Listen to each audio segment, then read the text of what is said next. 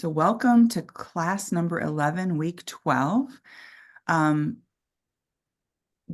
here's what we accomplished this week. Well, now here comes Avery. So this week we're going to talk about where you can find your book for sale. And my dog is coming back from his walk to say hello. So he's saying hi to you, John, because he knows you personally. He's the best. Good morning, Avery. So this week we got Joe's cover figured out. We got both of Avery's first two books covers figured out.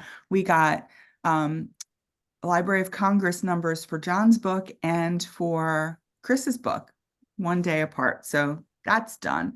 What else have we done? Oh, we sent a ton of blurb requests out for John's book. All that and other things. So, and my website is now back to its functional self. I don't know if I said that to you guys last week. During our book launch,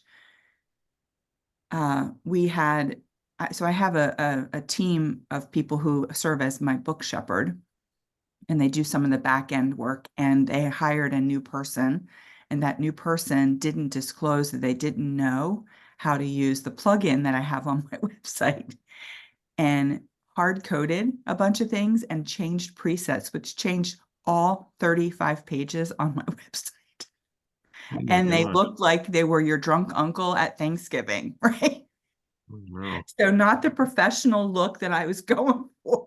So that's been happening in the background, but it's now back to normal, and Hannah did a great job fixing everything. Good morning, Chris. So there you have it. That's what this last week has been like. I was just saying, Chris, we got your Library of Congress number. So officially your book will be in the Library of Congress. Woo, woo, woo. It's funny because I as soon as we have the ISBNs and the book cover, I can go up and apply for all of that. And sometimes it comes like this. They do them in batches, I think. And then sometimes it takes a really long time. So I always just put inside the book applied for. And if it's before we upload everything or before we go, if we're within a week of publication, we'll still go back and add it and upload it because it's kind of cool. Okay, any questions about what we covered last week? We talked a lot about copyright, your intellectual property. Sherry Andrews was here to sort of walk us through why a monkey can't get its own copyright. If you haven't watched the video, it's highly entertaining and super informative. Any questions before we dive into today's topic? Present monkeys accepted. Exactly, present monkeys accepted. All right, share the screen. Everybody doing well today? Mm-hmm. Awesome. So I think this is an important topic, is where will your book be published and how can people find it? And this is important because regardless of how you've been published before, lots of things change in the industry. And we also have some fundamental, it's with a D, fundamental. I have allergies, so forgive me. And I'm stuffy. So fundamental beliefs of how the publishing industry is a little behind. And so that does impact how your book is available. So let's dive in, shall we? Mm-hmm. So in the industry, so I always like to ground us in lingo. So there's lingo of being exclusive versus going wide. Have any of you ever heard of these terms? Okay, and we're going to talk about platforms, we're going to talk about digital, and we're going to talk about print. And I don't know that, let me go forward here. Okay, so what is exclusive versus going wide? So an exclusive, when someone decides to publish their book exclusively, they pick Amazon and they go double down on Amazon to publish their book. It's not available anywhere else. So what does that mean? It means that they do their print and digital through Amazon, just like we're doing, but they also, though, go into some of Amazon's programs that require that the book not be available anywhere else. So I'm trying to think of the name of the Kindle Select. it's called. And that doesn't mean, so it's only your digital, but your book can't be in print available anywhere else or digital anywhere else. But if you sign up to go into Kindle Select, that means your book has to be available only on Kindle. And what Kindle Select is basically people have a subscription model like they do to Audible, and they can read your book. And you can choose to be paid in micropayments, either by how many times people select your book to read or by how many number of pages they read. Now, obviously, the page number, if you're not super confident that your book is great and you want to do page reads, you'll get to see exactly where people are dropping out of your book. So if you're doing a second edition, you know where to kind of strengthen your book. So that's an option. There are people who make millions of dollars, and I'm not going to lie, who do this. But what they also do is they publish books very quickly. Like Craig Martell and Michael Anderle are co-authors, and they literally publish a book a month. Now they have a team of people who do like kind of some of the writing, like James Patterson, you know how he brands with his book, but he's not actually writing them. They have a team of people who do writing and research and all of that, and then they put their name on the book. But they have doubled down and they make a lot of money by being exclusive. So if you decide to be exclusive, it's not good for nonfiction. That's number one. I've seen that's a real rookie mistake. What does really well is fiction, where you've got a lot of books that you're publishing very quickly. So if you have like 10 books in your hopper and you're publishing one, and then people love it and then they read another, and you build a what's called a whale reader community very quickly, it can be a very effective strategy. But that means your book will never be available in Barnes and Noble. It will never be available in Target. It will never be available in your libraries, because bookstores and libraries do not purchase books on Amazon. So it's a very mindful decision. So going wide means that you're on Amazon, but you're also in Ingram, which is what we prefer, and also on Draft to Digital. So we'll talk about those in more detail. My preference is to go wide on the books that we publish. Now, here's the thing. You can decide, and I'm looking at you, Avery, because you're getting ready to have your third book. If you decide, Debbie, I only want to go exclusive on Amazon for a period of time, you can do that. But then you have to get out of the Select program before we could publish it anywhere else. So that's just something you need to be aware of. And I only look at you because you have books, like you've got 3 books, like bing, bing, bing. You're in process for that. Okay, so what formats? So your books will be, all of your books will be available digitally, and it will be available directly on Amazon in Kindle, and then all other digital formats will be on a product that's called Draft to Digital, and that gets it literally in every imaginable digital format that there is, as well as into Overdrive, which it gets it into libraries digitally. And we'll talk more about that when we talk about libraries. We also publish your books, all of them, in paperback, and paperback is available on Amazon directly, and it's available via Ingram, available to libraries, it's available to bookstores, and it flows through the way that we publish them.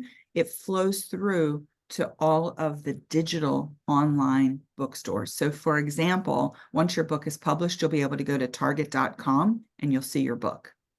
You won't necessarily see it in your local Target, and we'll talk about that in a minute, but it will always be on people's digital bookstore. So if you have a favorite digital bookshop, you want to make sure, like we've got, our books are available in Powell's, The Tattered Cover, like some of the bigger independent bookstores for sure. Sometimes they just need to know to add the ISBN to their website. It depends upon how big they are and how savvy they are with adding ISBN numbers. Now, hardbacks are a unique thing, because hardbacks right now are so expensive to produce.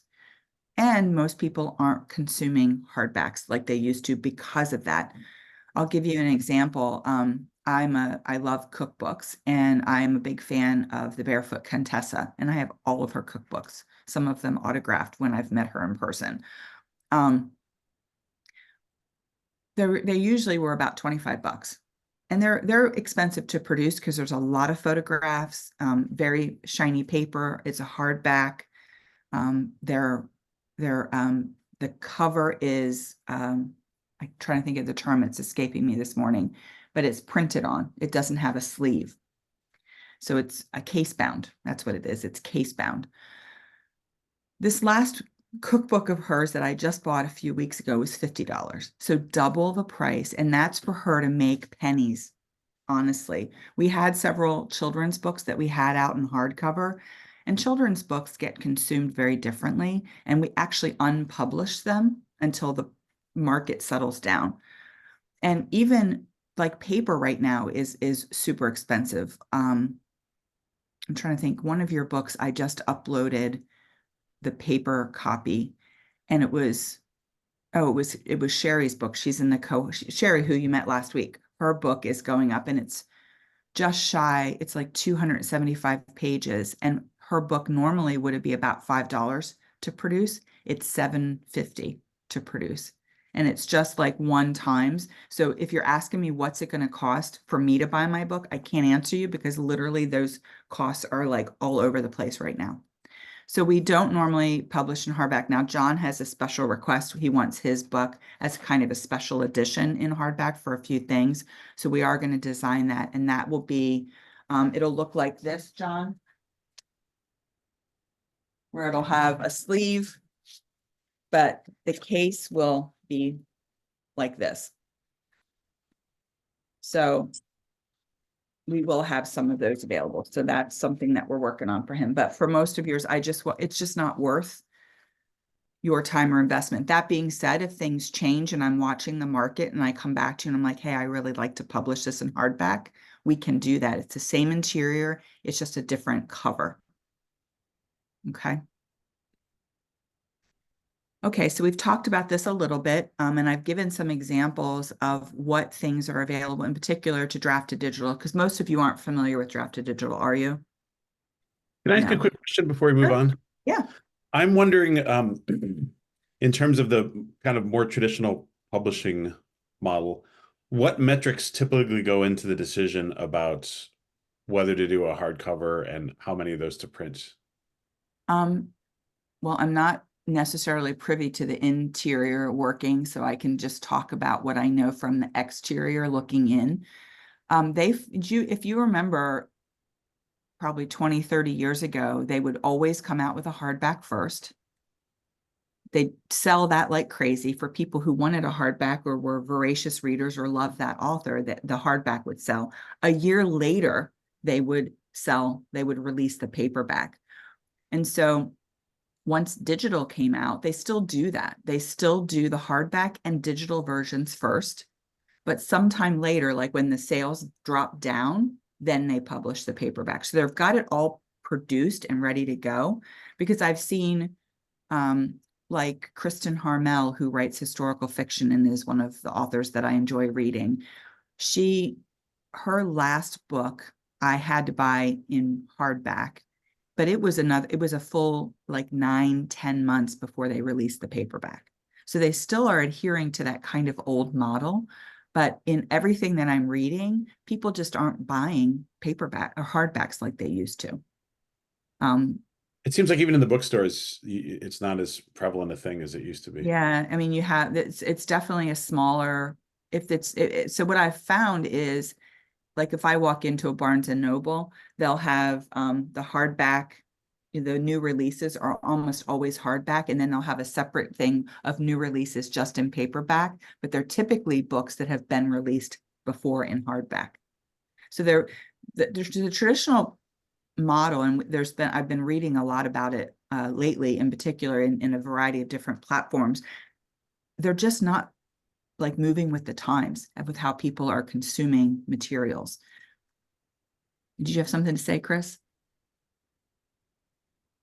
I would just be really interested in hearing more about that sometime, if there's ever time to talk about that, because I just feel like there is so much pressure, or there's so much focus towards the traditional model, especially if you are learning to write, taking classes, whatever. Yeah. Um, And so it can be tough, I think, for people to decide to make a different choice. And so I would just love to hear more about where Yeah, traditional publishing it's is, interesting because Chris and I, was it last week or the week before? The time is just like, we were at a writers conference together, and 100% of the classes that I was in, except for Chris's, so not 100, 99% of the classes that I was in, they only talked about traditional publishing, only getting agents. And Yep. and I think it's to disservice to people, in all honesty. Why some people ought to consider different models, and what the risks are. So I'm kind of on my soapbox about that. So I'd be happy to I'll put together something, and then we can talk about it. That'd be great. But Thank yeah, you. did that answer your question, John? I mean, I'm not privy. I don't know anybody inside that they would even be willing to share that, but they do look at the numbers. And I know that there's been a lot of discussion, in particular with the Independent Book Publishers Association, like, what about hardbacks? Like, why people aren't consuming them or using them as much. Yeah, it seems like there's a feedback effect, because obviously the less you do paperbacks, then you lose the economy of scale, and the more expensive it gets, and then the fewer people want to buy them, and so And they're so expensive right now. Actually, I'm going to ask Kevin, because he's Kevin J. Anderson is in New York. I talk about him all the time. So he's the New York Times bestseller.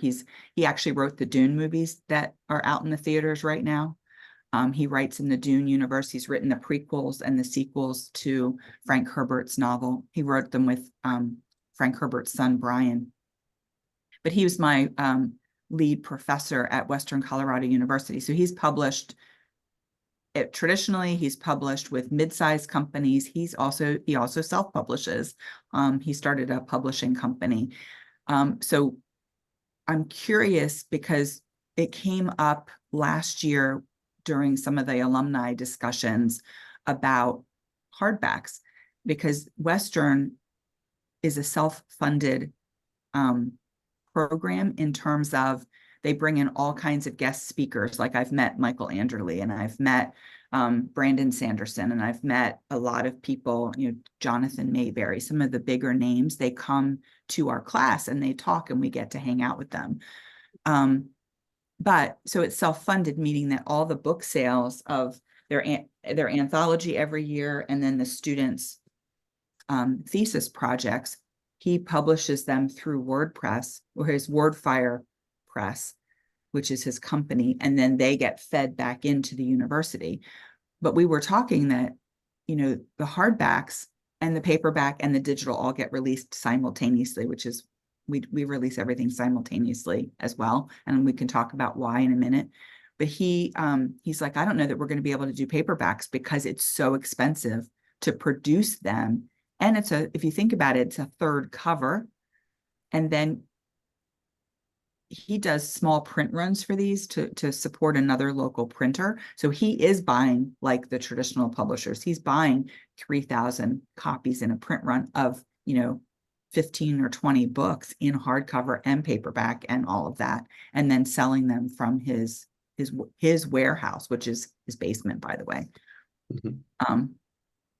And I know that because he has 3 cats, and one of them knocked over one of the shelves, and the books were helter-skelter everywhere. Which is, and the cats, one or 2 or 3 of their 9 lives got used up in that fray. So, good questions.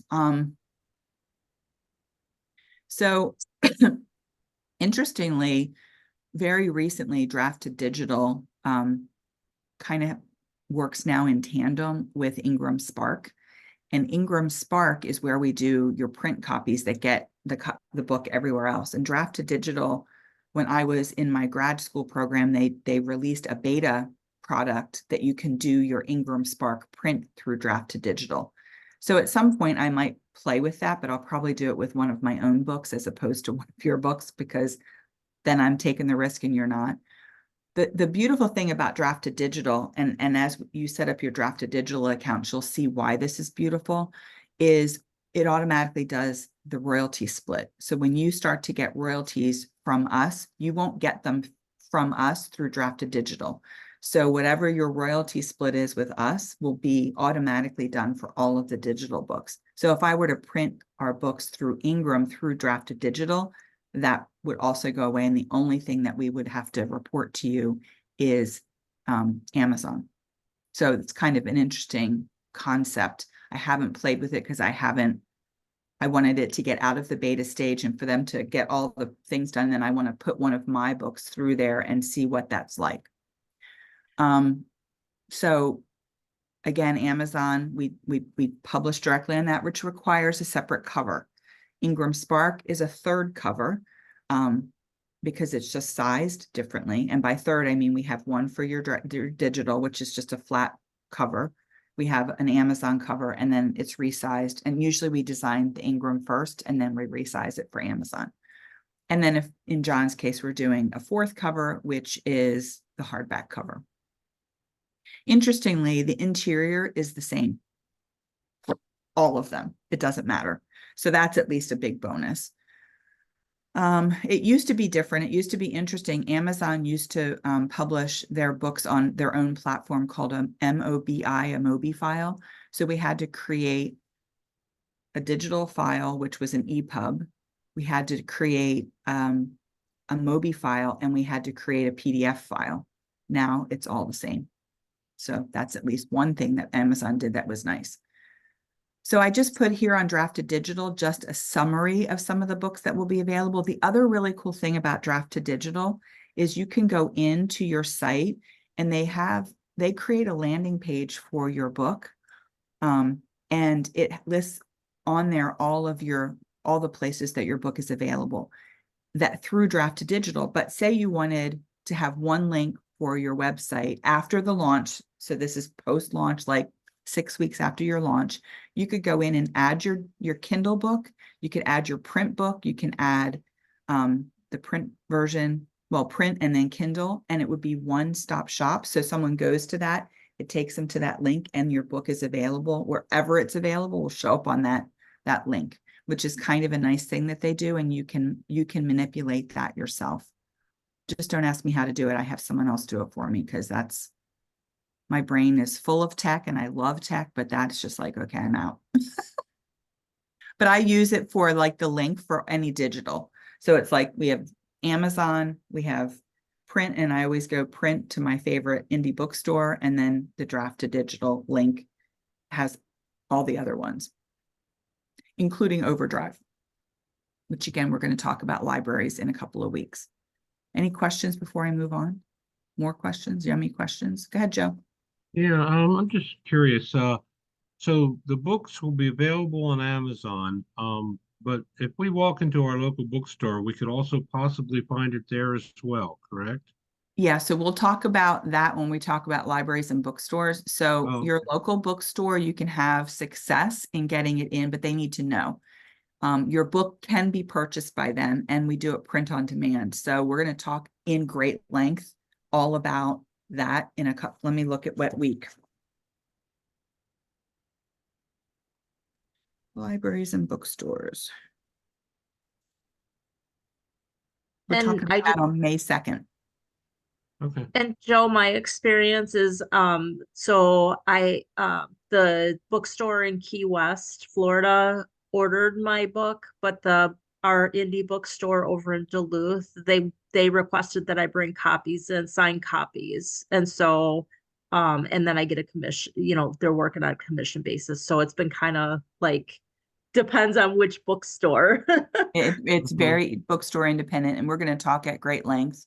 And John's going to share his wisdom as he builds up this road tour that he's taken this summer with his book. So we're working on some angles for him as well to get into doing some book events. And there's some really creative ways that you can get around our no return policy, which we will definitely talk about.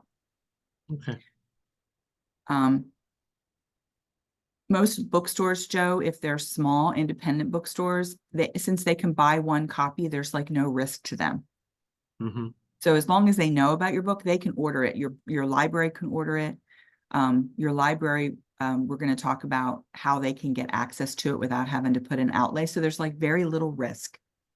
They don't have to purchase the way that they normally purchase from traditional bookstores, which means they need to buy pallets of them and store them in a warehouse and pay warehousing costs, and then they can return them. And there's a whole fiasco that goes with that. It's not sustainable. It's a very old-fashioned model. And I'm on a one-woman mission to slowly turn that Titanic around and at least educate bookstores on what they can and can't do. And you guys are the army, right? Like, you're going and you're educating your local bookstores as you talk to them, and your local libraries. So why do we do it the way we do it? First of all, it's wide distribution. And there's been some, we've played with this. We did this in grad school where we're like, okay, do you know how you like to consume books? Let me ask that question. How many of you like to consume books digitally? How many of you consume paperback?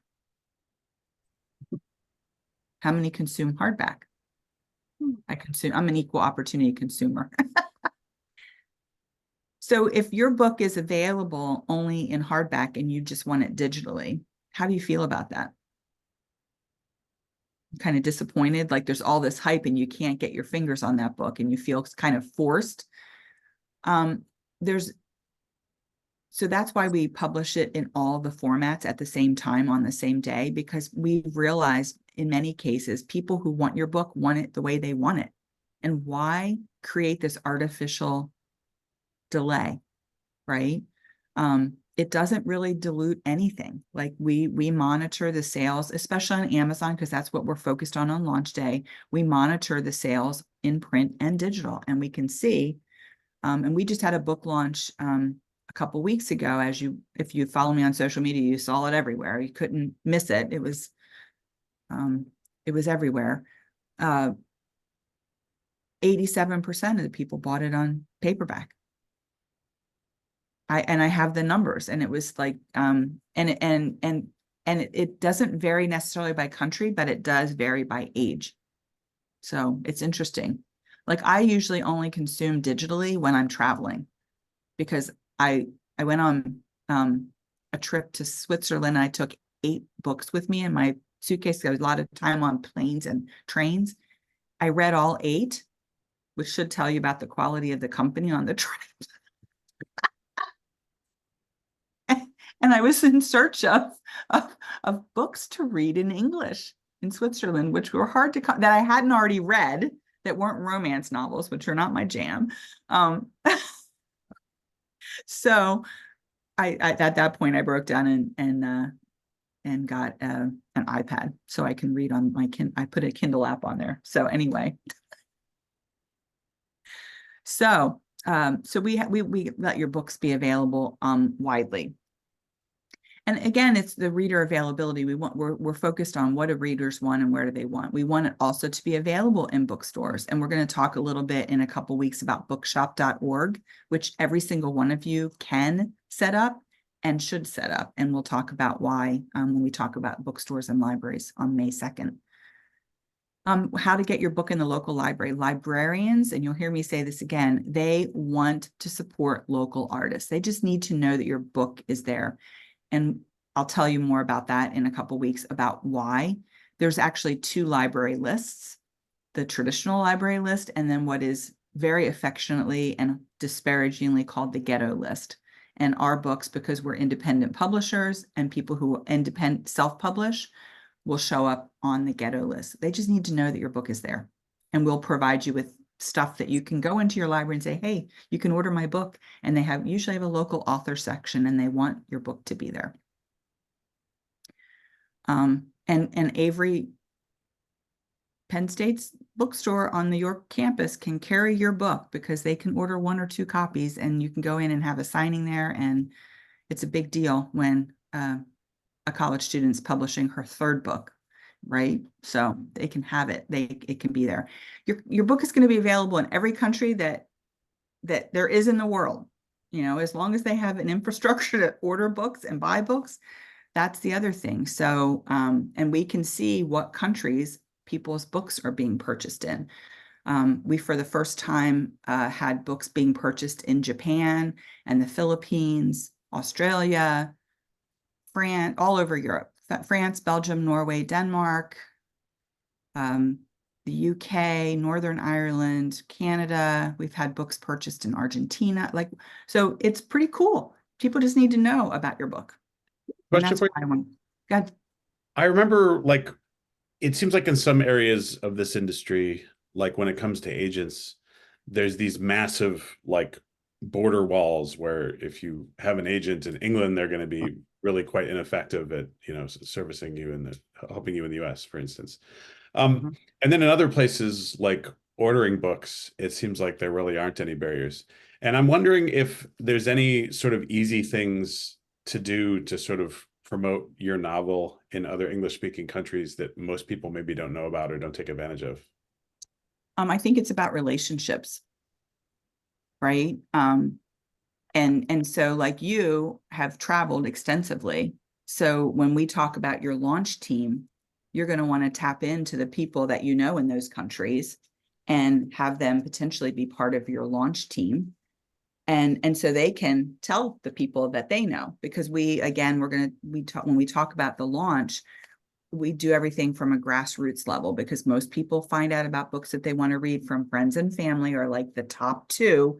And then the third is an author they already love. I mean, by exponential difference. So advertising it's not super effective, especially for newbie authors. And so that's why we kind of do this grassroots approach. And there are different ways, and you're an attorney, like intellectual property can be sliced very narrowly. And so you could, if you're going the traditional route, you might have a US agent, you might have an agent in Germany, you might have an agent in England, and they're only going to do the work in that country, which can be very lucrative, but it's also managing that is pretty extensive. So there's no agents here. So it's just us with you, and we're getting your book everywhere that we possibly can, and it will be available.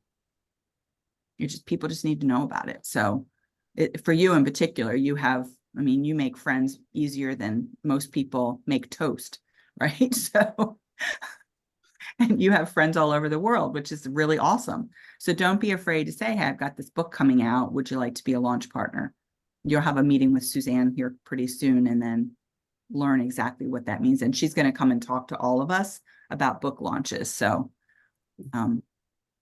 and Jean has been through it, and I have certainly been through it quite a few times. So, just ask lots of questions, because it's a different approach. And if any of you participated on the book launch that we just had, kind of what the format is. And if you didn't, you might want to consider being part of the launch teams. We have 2 launch teams coming up in May. One on May 2nd is going to be Sherry Andrews' second legal book. It's called Smooth Sailing, an Essential Guide. And it's meant for small businesses. And as authors, you are small businesses. So it's a good launch to be a part of. And then we have another children's book called Sarah Smitherson and the Disappearing Snickerdoodles, which is the second of the Words of Whimsy series, coming out on May 7th. So we have 2 opportunities for you to participate and see and experience it for someone else before you go through it. So I suggest that you consider doing that if it works with your schedule. How many of you, I know we already have a forward on Joe's book, because he had that written before the book came to me. Are any of you thinking of having a forward? And John and Chris, the answer is no at this point. So Avery, for your third book, are you thinking of having a forward? I don't think that there needs to be one in a fiction book. Gina, are you thinking about it this time for the second edition? Is The that, second, so just as a refresher, so the forward is something that another person writes for that yes. book? Yep. So Yeah, I was thinking of Alan. What do you think? yeah, if he's available. So Alan used to write for Saturday Night Live, and he had agreed to be a blurber for Gina's first book, but then life got in the way, so he wasn't able to do it. But Yeah. The answer is always no if you don't ask. Yeah. Yeah. So, yeah. pretty cool. And Joe's forward is written for those who are Eagles fans and grew up in Philadelphia. They know Ray Didinger, who is a famous local sports writer in the Philadelphia area. When I told my husband, he's like, I know Ray Didinger. And Lou Tilley, I know Lou Tilley too. Lou Tilley's going to do a blurb for Joe's book. So It's kind quite of an honor. yeah, it's actually a really big deal. I don't know what he's doing today anymore. I knew years ago he was on KYW, but Yeah. I don't know if he's, I mean, I haven't lived up there in a long time, so I don't know, but Yeah, he might I be don't still, know. he I'll have might to be still up there. yeah, well, it'll be interesting. Well, we definitely want to find out because we want to get him a book because then he Oh, can yeah. talk about it on the air.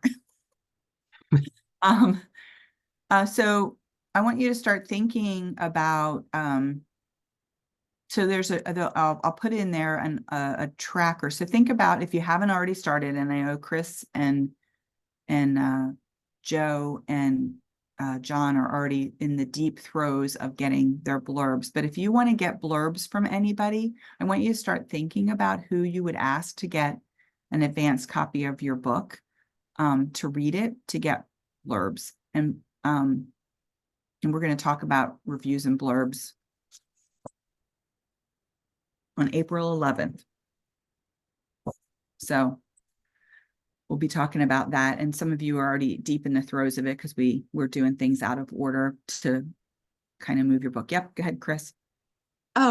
Just thinking about the distinction between blurb and review. Could you say, look, so I know that, you know, with mine, we're kind of the blurbing is happening, but reviewing, is that more for after the launch or to have on Amazon, or like what's the Yeah, we're going to kind of spend what a are we looking whole at? class talking about it, but yes, that's the differentiation. So that's a Okay. really great question. So blurbs are advanced reader copies.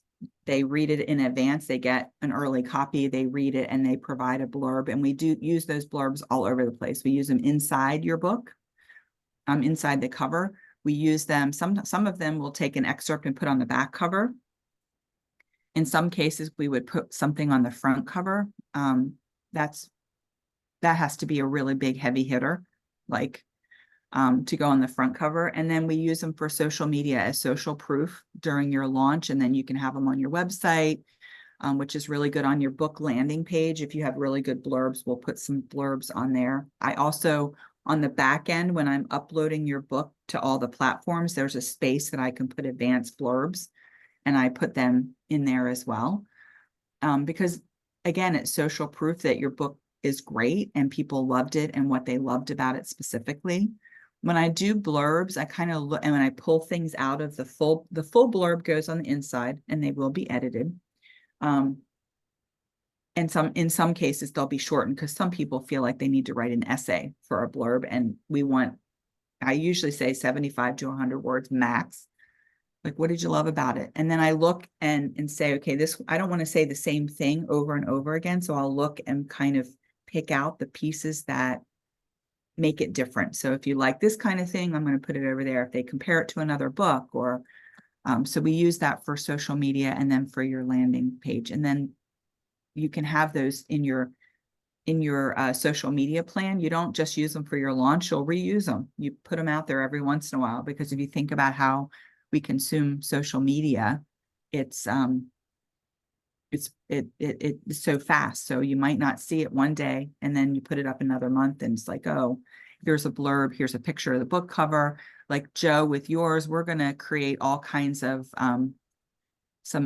stuff for your first 4 books, like with the covers, and have them on your landing page, and make sure that people know that this isn't your first rodeo, right? And here are you gave us some great blurbs that we're going to use that in the social media campaign to get people jazzed about your new book coming out. Yes, I don't know if I don't know if there's like a limit to how many blurbs you should have. I would think that too many might be a little, you know, We haven't run into that yet. Because if you think about when we're asking people to read, especially novels, so like in both Chris's, actually all the novels in this group, you're talking about 300 to 500 pages. that people are committing to reading. Now, with a nonfiction book, we do an excerpt because we found that the only people who get the full nonfiction book to do a blurb is someone writing the forward. They want to read the whole book. But Yeah. most people don't have, if we're looking at business owners, they don't have time. And so they won't commit to reading a full 300-page book. But if we pull out to give them an example of what's in the book, we give them a full table of contents, we give them a summary, then we're more successful. But with a fiction book and a biography, they've got to read the whole book. Yeah. So it's a big ask. So there's usually, if you get 10 really good blurbs, I'm going to be like over the moon. And Joe came with some heavy hitters already, right? And I've got some people lined up, Joe, who want to also do advanced readers for your book as well. Bring them on. So, yeah. It's an advantage for growing up in Philly in the 70s. I have a few friends who are Eagles fans. You know, and I never took that into account when I was writing about Bill. You know, I grew up in the Philadelphia area myself, but I didn't think that other people would really remember him too well, but I guess I'm wrong. Well, and here's the funny thing, Joe, and I'm going to just share it now. I asked, I said, okay, Philadelphia Eagles fans, I have this, and I did a summary of this book coming out, and I'm looking for some people who are, Eagles fans who would want to read this biography and give an advanced blurb.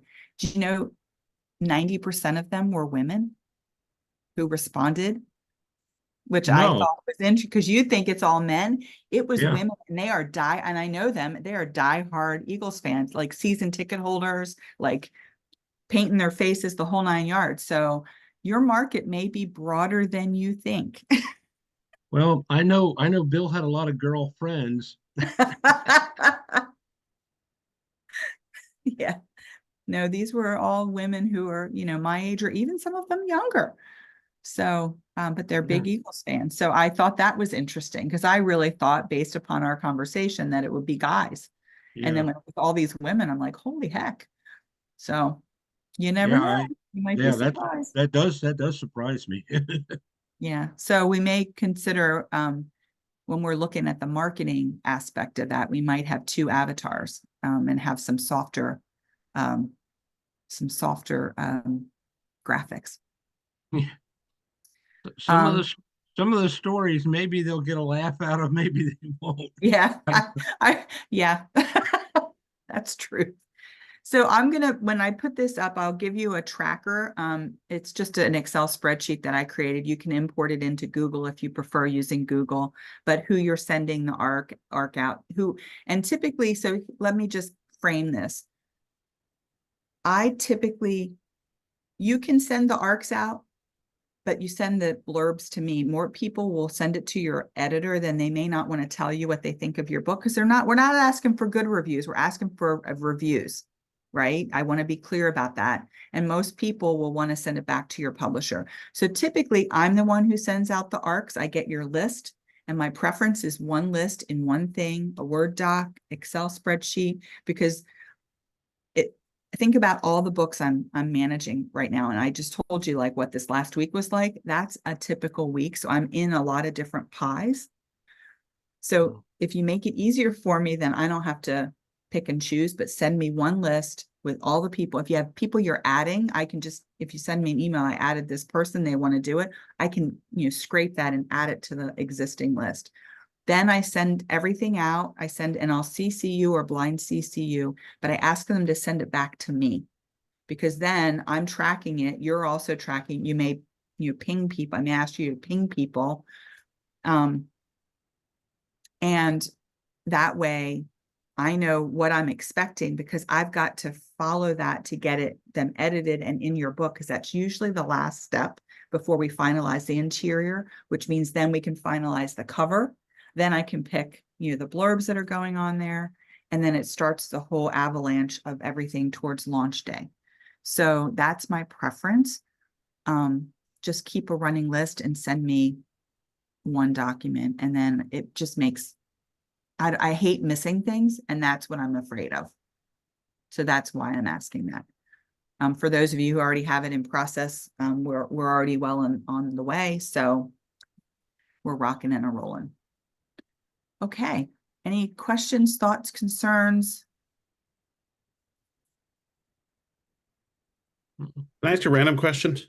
That is not. Absolutely. So there seems to be an entire mini industry around doing free book promotions and like free book day and promo stacking. And the idea here, just for everyone, is that if you set your ebook to be free on a given day, you can get all these different places to promote it, like book giveaway sites. And so you can use it to spike sales if you coordinate amongst all the services at once. But my understanding is that Amazon maybe doesn't count your sales on free book days the same way it counts toward You like can't free actually do free book days anymore on Amazon. It has to be at Like- least 99 cents. And here's my feeling. It's a lot of work from what we've seen, and you have to get selected for a lot of them. Like BookBub, you have to get a BookBub deal for it. So I'm not a fan of that approach, because you guys put a lot of time and effort into your book, and we can get your book in front of a lot of different people. If you want to do that, we can coordinate it, but you can't do it on Amazon because it has to be 99 cents or so I've seen strategies where people sell their book for 99 cents. Kindle, they only do the Kindle version, and they do that first before they put anything out, and they do that. But I feel like they're diluting their sales, number one, and I just am not, I guess I look at us as having value, and I don't want to devalue your work. What seemed like, especially if it's not being counted toward like regular sales, Yeah. it's sort of a solution to a problem that doesn't really exist. Yeah. And if you look at our track record, we have a really good track record, very high track record. I can't guarantee it'll happen for you, but a very high track record in getting people Amazon bestseller status, which then gets us on all the lists and all the blah, blah, blah. And that's all I can say about that. I'm not a fan of giving books away for free, unless it's in a little free library where I would encourage you to find a little free library and put your book in there. Okay, Chris. Talking about good giveaways, will we talk about Goodreads at some point, or using it? I'm just curious because my first publisher said, "Oh, get on Goodreads," and so I did, and then nothing ever happened. Nothing happened. Yeah, you have to build a following on Goodreads. Yeah. We're going to talk about Goodreads, and we're going to talk about Library Thing. Library Thing we have much better success with. So we'll definitely dig into Library Thing. So one heads up is on May 9th, I have a conference that I would like to attend. So I'm going to see if someone can move up or switch weeks to come in and talk to you about ongoing book marketing. If that can happen, we'll have class on May 9th. If not, we may skip a week, or I could pre-record something for you. I think what's scheduled that week right now is author profiles, which is a short class anyway. So just May 9th, but stay tuned. So I'm just putting that out there because this is a conference that is normally I would have to travel to, but it's it's up in Lancaster, just for people on the East Coast who know where Lancaster is. So it's not too far away, and it could be a really good thing for me to be there. So any thoughts, questions, worries? Next week we have Laura Templeton is coming, and she's going to talk about your book's 30-second message. If you've maybe heard of it as an elevator pitch. So how you can talk about your book and build your elevator pitch so that it's compelling, so that people who you meet in the grocery store line and you say, I'm an author, and they're like, what's your book about? And you're like, oh, well, you actually have something to say that will catch them and be like, looking for your book. I wish I had $1 for every time somebody wanted to do that. And I wish. And here's the other thing, I'm just going to put that out there. If someone says that, I want to know that when that book comes out. Well, if you'll give me your email list, may I put you on, if you give me your email address, I'd be happy to put you on my email list. So you never know where people are going to be, that they're going to be interested. And almost everyone that I ever meet that's like, oh, you're an author. Where is your book available? Where can I find your book? if they have a nice conversation. So never be afraid to, may I add you to my email list? I would love to. I tell people that my book will make a great Christmas present because of its rectangular shape. It's easy to gift wrap. Joe, you have so much self-deprecating humor, but your books are actually really good. They're better than just doorstops and rectangular presents. Well, the first one was pretty heavy, so it's a good paperweight. But thanks for the compliment. I usually say my books are good insomnia cures, so I'm right there with you. There's Gina with the humor. She's like, I'm jotting these down. You had told me that you wanted me to possibly get a photo of myself with a football, but I would probably fumble it. So, Then you could go in Gina's humor book. The photo shoot that. you know, Anyway, well, it's all good. When we have your back cover photo, we're rocking and a rolling.